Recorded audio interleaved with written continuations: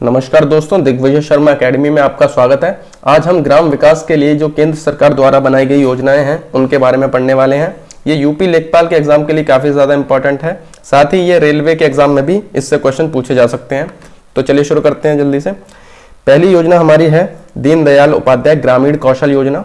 कौशल योजना यानी कि क्या होता है, इंग्लिश में उसको स्किल डेवलपमेंट कहते हैं। ये युवाओं को रोजगार के लायक बनाने के लिए योजना बनाई गई है।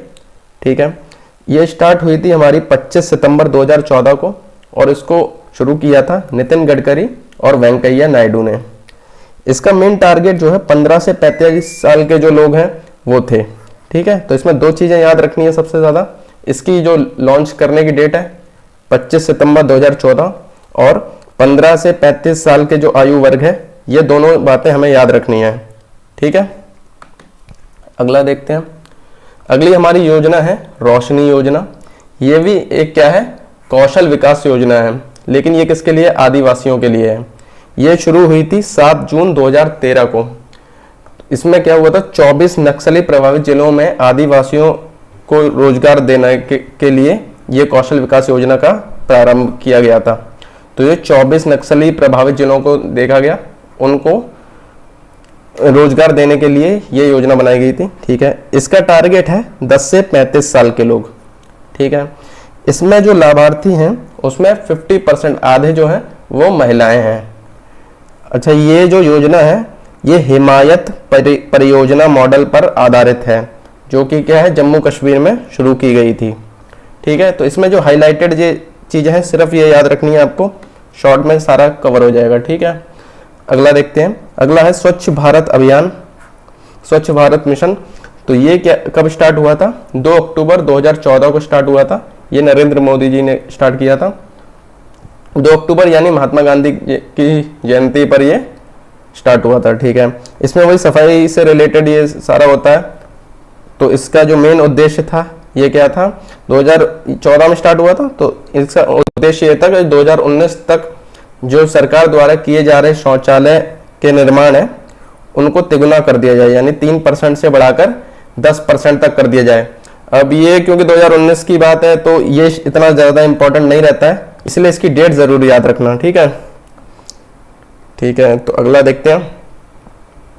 अगली योजना है हमारी सांसद आदर्श ग्राम योजना। ठीक है, इसकी शुरुआत भी प्रधानमंत्री नरेंद्र मोदी जी ने की है और ये जयप्रकाश नारायण जी की जयंती पर स्टार्ट की गई थी। तो इसकी स्टार्टिंग डेट है 11 अक्टूबर 2014।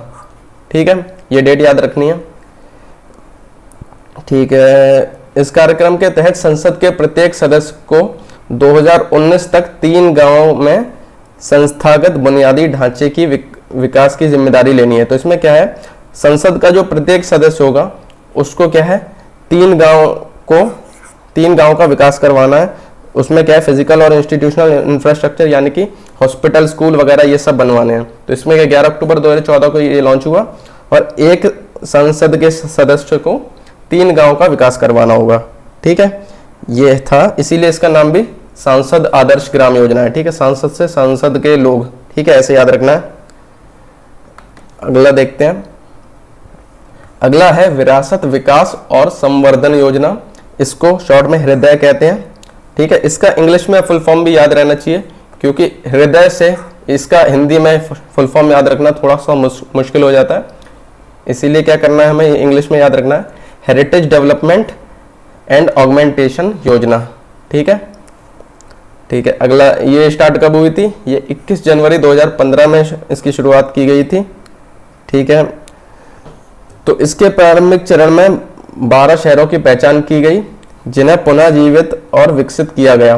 केंद्र सरकार ने 12 शहरों में 500 करोड़ रुपए प्रदान किए। तो ये 500 करोड़ वाला जो अमाउंट है ये याद रखना है, और 12 शहरों की पहचान करके उनका विकास किया गया था इससे। ठीक है, तो हृदय योजना में क्या याद रखना है, एक तो फुल फॉर्म याद रखनी है इसकी, और ये डेट याद रखनी है, और ये 500 करोड़ याद रखना है। ठीक है, ऐसा क्वेश्चन पूछ लेगा 500, 1000 या 250 कितने करोड़ यूज किए गए थे।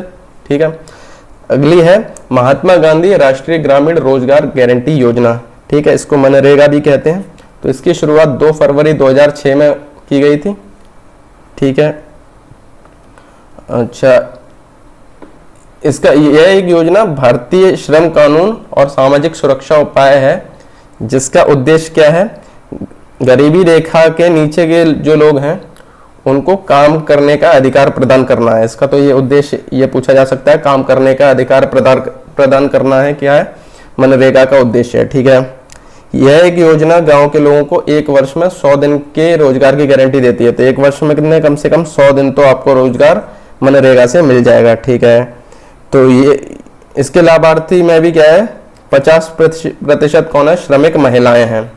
श्रमिक महिलाएं 50% होंगी। ठीक है, तो इसका जो वित्त पोषण है यानी जो फाइनेंस है वो 90% जो है वो केंद्र यानी सेंट्रल गवर्नमेंट करेगी और 10% राज्य यानी कि स्टेट गवर्नमेंट करेगी। ठीक है, तो इसकी डेट याद रखनी है और इसका जो ये वाला परसेंट है ये बहुत ज़्यादा इंपॉर्टेंट है। ठीक है, आगे देखते हैं। आगे है राष्ट्रीय ग्रामीण आजीविका mission, national rural livelihood mission, इसको इंग्लिश में ये बोलते हैं। तो ये योजना 2011 में स्टार्ट हुई थी, स्टार्ट नहीं हुई थी, इसको क्या है, स्वर्ण जयंती ग्राम स्वराज योजना थी जो, उसका पुनर्गठन करके ये बना दिया गया था राष्ट्रीय ग्रामीण आजीविका मिशन। ठीक है, तो इसका जो है महिलाओं का सशक्तिकरण इसका उद्देश्य था।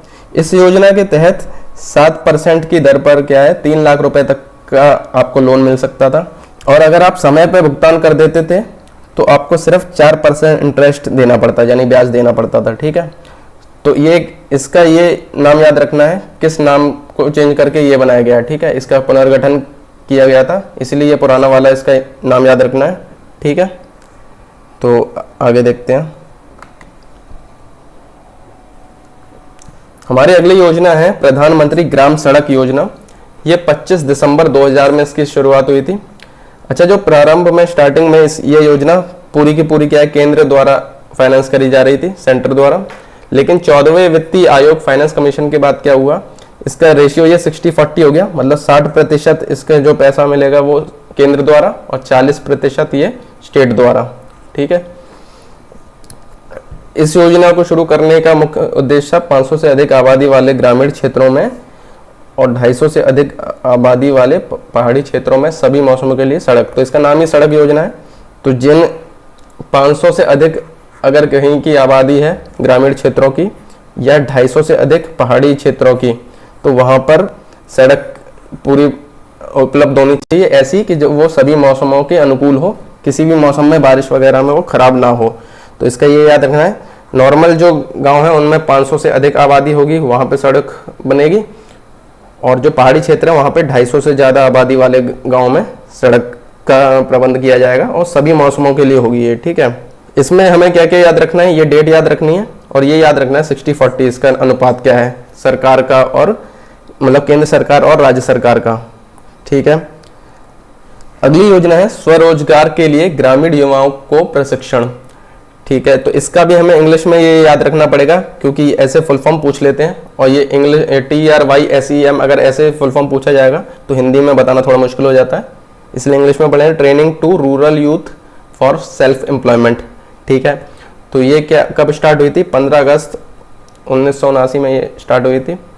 ठीक है, इसका टारगेट क्या था, 18 से 35 साल के युवा वर्ग था। ये भी क्या है, ट्रेनिंग देती थी ऐसे ताकि सेल्फ एम्प्लॉयमेंट हो सके, आप क्या है स्वरोजगार, मतलब अपने आप को रोजगार प्रदान कर पाए। ठीक है, इसमें क्या है, टेक्निकल और बिजनेस एक्सपर्टीज दी जाती थी, टेक्निकल यानी तकनीकी और बिजनेस यानी व्यावसायिक विशेषज्ञता।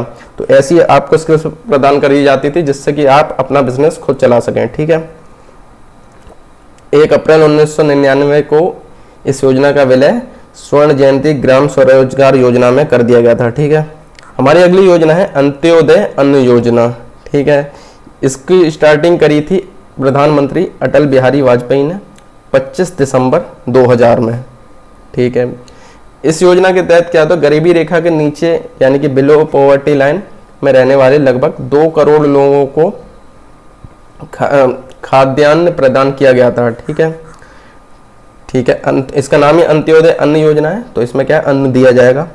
तो इसके तहत ये इंपॉर्टेंट हो जाता है, इसमें क्या दिया जाता था, तो 35 किलोग्राम अन्न क्या प्रदान किया जाता है, कैसे, 3 रुपये प्रति किलो चावल मिल रहा था और 2 रुपये प्रति किलो गेहूं दिया जाता था। ठीक है, एक परिवार को क्या है 35 किलो अन्न मिलता था इसके तहत। ठीक है, तो इसमें ये डेट याद रखनी है, और अटल बिहारी वाजपेयी ने स्टार्ट किया था, ये याद रखना है। और बाकी ये इतना ज़्यादा इम्पोर्टेंट नहीं है, आगे देखते हैं। ग्राम अनाज बैंक योजना, ठीक है, विलेज ग्रेन बैंक योजना। यह योजना क्या है, खाद्य और सार्वजनिक वितरण विभाग द्वारा स्टार्ट की गई थी। 24 नवंबर 2004 में इसकी शुरुआत की गई थी।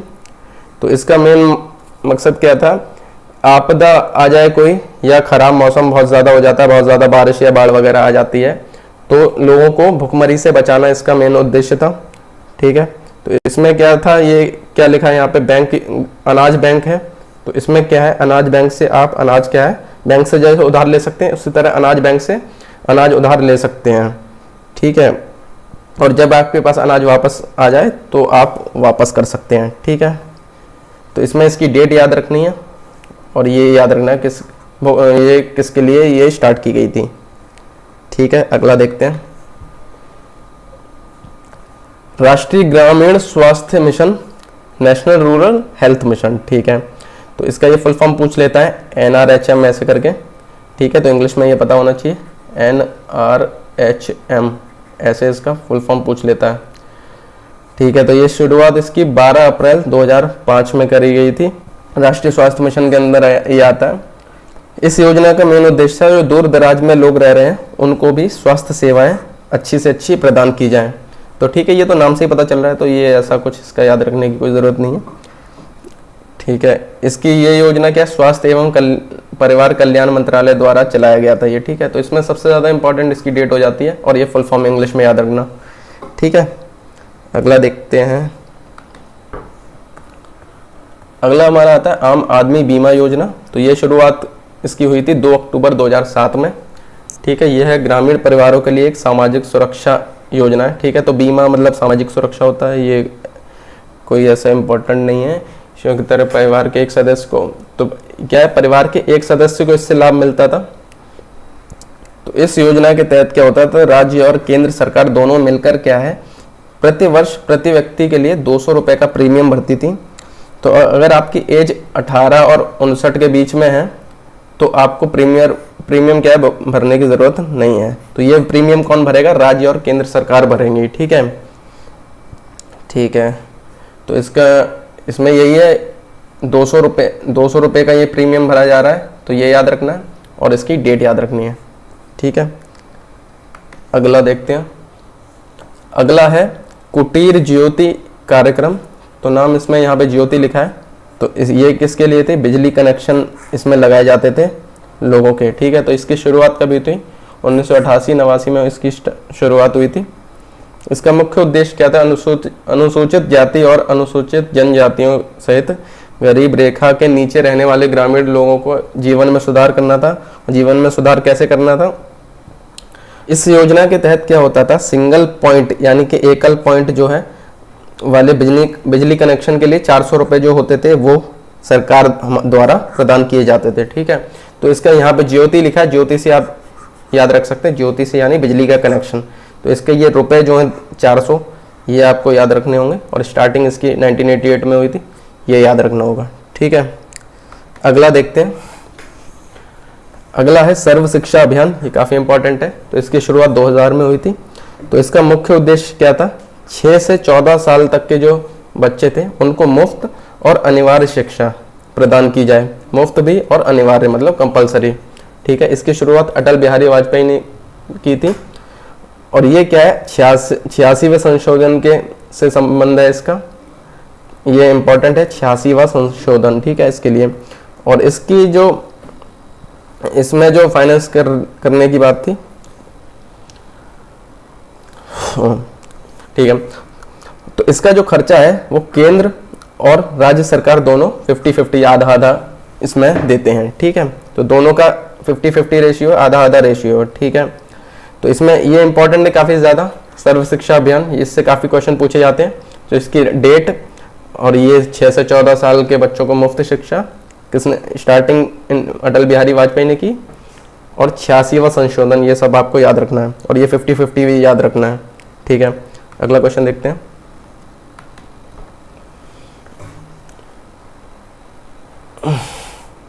अगली योजना देखते हैं। अगली योजना हमारी है राष्ट्रीय सामाजिक सहायता कार्यक्रम, ठीक है, नेशनल सोशल असिस्टेंस प्रोग्राम। इसका ये NSAP फुल फॉर्म याद रखना इंग्लिश में, ठीक है, हिंदी में दिक्कत हो जाएगी नहीं तो, ठीक है। स्टार्टिंग कब हुई है? 15 अगस्त 1995 में इसकी स्टार्टिंग की गई थी, ठीक है। तो इसका मेन उद्देश्य, मेन लक्ष्य क्या था? वृद्धजनों, विधवाओं और दिव्यांग लोगों को सामाजिक पेंशन के रूप में वित्तीय सहायता प्राप्त करना। तो जो वृद्ध हैं या विधवाएं या दिव्यांग लोग हैं उनको क्या है? सामाजिक पेंशन दी जाती थी। इसके तहत क्या है? 3 करोड़ लोगों को इससे बेनिफिट मिल चुका है जो कि बिलो पॉवर्टी लाइन यानी कि गरीबी रेखा के नीचे हैं, ठीक है। इस योजना के अंदर ये सारी योजनाएं आती हैं। इंदिरा गांधी राष्ट्रीय वृद्धावस्था पेंशन योजना, विधवा, दिव्यांग, ये सारी की सारी इसके अंदर अन्नपूर्णा और राष्ट्रीय परिवार लाभ योजनाएं, ये सारी की सारी योजनाएं क्या है? इसके अंडर आती हैं। NSAP के अंडर ये सारी आती हैं, ठीक है। अगला देखते हैं। अगला है हमारा श्यामा प्रसाद मुखर्जी रुर्बन मिशन। तो रुर्बन जो है ये 2 शब्दों से मिलकर बना है, रूरल यानी ग्रामीण, अर्बन यानी शहरी, ठीक है, रूरल प्लस अर्बन। तो इसमें क्या किया जाता है? ग्रामीण क्षेत्रों को, अच्छा, स्टार्टिंग इसकी हुई थी 21 फरवरी 2016 में, ठीक है। तो इसमें क्या होता है? ग्रामीण क्षेत्रों में ग्रामीण क्लस्टर की पहचान की जाती है। क्लस्टर का मतलब क्या होता है? ग्रुप यानी कि समूह। तो गांव के समूह को की पहचान की जाती है। ये कैसे की जाती है? जहां पर शहरी घनत्व ज़्यादा है, मतलब बहुत सारे लोग रह रहे हैं, गैर कृषि रोजगार के उच्च स्तर हैं, मतलब खेती को छोड़ के बाकी रोजगार के जो स्तर हैं वो उच्च हैं, आर्थिक गतिविधियां बढ़ रही हैं, जहाँ पे ऐसे क्लस्टरों को यानी समूह, गांव के समूहों को पहचान की जाती थी। और ऐसे 300 ग्रामीण क्लस्टरों को चुनकर उनकी क्या है? उनका विकास किया जाता था, ठीक है। तो उसमें क्या होता है आपका? ये स्कूल, कॉलेज और हॉस्पिटल वगैरह, ये सब, इन सब का विकास किया जाता था ताकि वहाँ पे और लोग आए और रोजगार बढ़े वहाँ पे, ठीक है। तो इसमें क्या है? गैर जनजातीय क्लस्टरों के लिए 30 करोड़ रुपए प्रदान किए जाते हैं और जनजातीय और पहाड़ी राज्यों वाले क्लस्टरों के लिए क्या है? 15 करोड़ रुपए प्रदान किए जाते हैं, ठीक है। तो इसमें क्या है? ये डेट याद रखनी है और बाकी ये इसके बारे में पता होना चाहिए, और ये 30 करोड़ और 15 करोड़ पता होना चाहिए, ठीक है। तो ये हमारी आखिरी योजना थी। अगर आप एंड तक बने रहे तो आप थैंक यू, और दिग्विजय शर्मा एकेडमी को सब्सक्राइब करना ना भूलिएगा। ऐसी और भी योजनाएं मैं लेके आने वाला हूं। अगर आपको लगता है कि कोई योजना मैंने मिस कर दी तो कमेंट्स में बताइए, मैं इसका पार्ट 2 लेके आ जाऊंगा जिसमें बाकी योजनाओं को मैं कवर कर लूंगा, ठीक है। तो दिग्विजय शर्मा एकेडमी को सब्सक्राइब कीजिए। मिलते हैं अगले वीडियो में।